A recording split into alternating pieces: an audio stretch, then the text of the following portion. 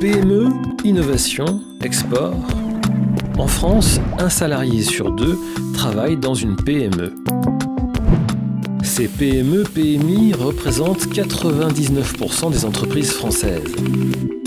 Se pose le problème de l'export. Les grands groupes ou les grandes entreprises exportent, mais seule une PME française sur 20 est présente à l'international. L'activité des PME-PMI ne pèse que pour 15% dans nos produits et services vendus à l'étranger. Quand on s'approche encore un peu, on s'aperçoit que les PME qui innovent exportent bien plus. Une PME innovante sur deux exporte. Pour aller à l'export, les entreprises ont besoin de s'appuyer sur des collaborateurs ayant une double compétence technique et commerciale. Des salariés curieux, capables de s'adapter, de comprendre les besoins spécifiques des clients à l'international, appréciant les relations interculturelles et le travail en réseau. Des compétences tout autant essentielles pour innover. Cet état d'esprit, ces compétences peuvent s'acquérir tout au long de la vie avec de nouvelles façons d'apprendre.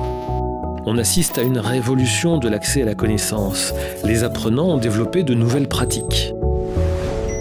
Les initiateurs d'Innovante se sont donc engagés dans un travail de repérage des formations qui répondent le mieux aux besoins des PME-PMI, d'analyse des pratiques pédagogiques qui offrent les meilleurs résultats, de construction en commun de formations complémentaires, pour mettre cet ensemble à disposition de tous les partenaires.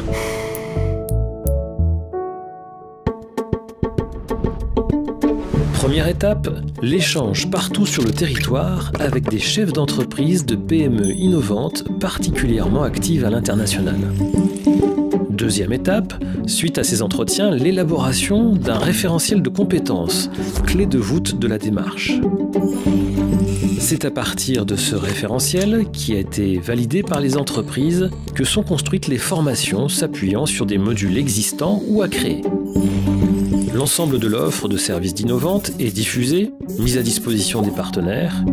Grand avantage, le retour de nombreux utilisateurs, qu'ils soient apprenants, entrepreneurs ou enseignants, pour améliorer les formations produites et les services associés. Quels sont les services associés et où se trouve l'innovation pédagogique ?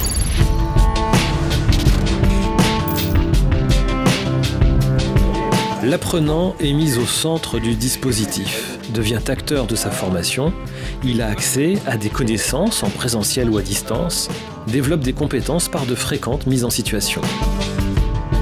L'enseignant, qui est conduit à adapter sa pédagogie, bénéficie d'un accompagnement.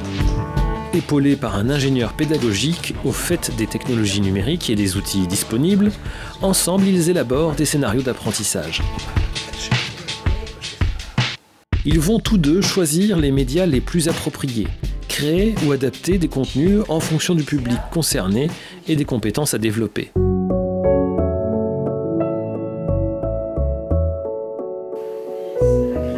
Ce principe de travail collaboratif s'exerce également à l'échelle du consortium pour la création d'outils sur mesure utiles à la communauté ou la construction en commun de formations.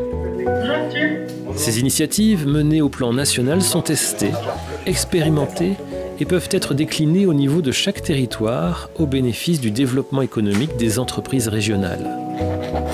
Les formations permettent d'attirer davantage de jeunes dans les PME innovantes, montrant que leurs spécificités peuvent être séduisantes. Au niveau de l'entreprise, tous les niveaux hiérarchiques sont susceptibles de monter en compétences grâce à ces formations, qu'il s'agisse du dirigeant, des cadres intermédiaires ou des techniciens, dont les technico-commerciaux. Il y a une très bonne solution pour trouver le personnel compétent, c'est de donner de la compétence au personnel qui existe déjà dans l'entreprise.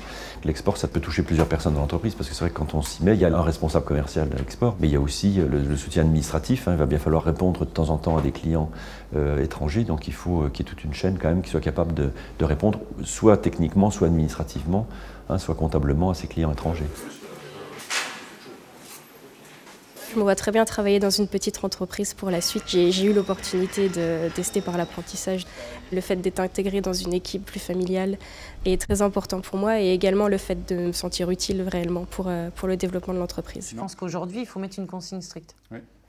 Donc on fait ça. Moi, en tant qu'ingénieur pédagogique, j'accompagne l'enseignant sur ses nouvelles pratiques pédagogiques et entre autres sur l'utilisation et l'introduction de nouveaux outils, sans oublier toute la partie scénarisation de l'activité de l'apprenant. C'est très stimulant parce que par rapport à un enseignement classique, on se trouve obligé de réfléchir effectivement à une nouvelle approche, une nouvelle pédagogie. Ça veut dire que le professeur change complètement de fonction.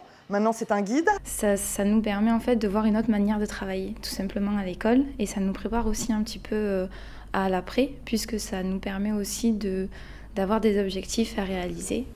Depuis chez moi, je peux étudier ce cours sur l'innovation. Ce que je tire déjà de mon expérience personnelle, c'est que quand on fait quelque chose, on sait le refaire après. Alors que quand on a appris à faire quelque chose, il faut quand même le mettre en place avant de savoir le faire. On est directement compétent sur le sujet.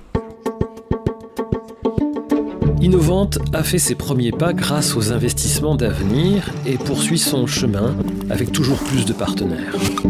L'association, qui préfigure le futur Institut Innovante, est aujourd'hui rejointe par d'autres établissements d'enseignement supérieur, des collectivités territoriales et des représentants du monde économique.